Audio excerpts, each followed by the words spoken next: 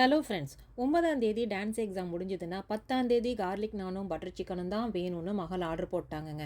அதனால நானும் சிக்கனை வாங்கி கட் பண்ணி க்ளீன் பண்ணி பட்டர் சிக்கனுக்கு எலும்பில்லாத சிக்கனை வெட்டி எடுக்க என் பொண்ணு இன்னைக்கு நான் கார்லிக் நானுக்கும் சப்பாத்திக்கும் மாவு பிசைஞ்சு வைக்கிறேம்மா அப்படின்னு அவங்க தாங்க ரெடி பண்ணாங்க. லஞ்சுக்கு இது சரிப்பட்டு வராதுன்னு கொஞ்சம் உஷாராக ரைஸும் எலும்பு சிக்கனெல்லாம் வச்சு ஒரு கிரேவியும் ரெடி பண்ணிக்கிட்டேங்க. 1 மணி ஆச்சு, ஆல்ரெடி பசிக்குது.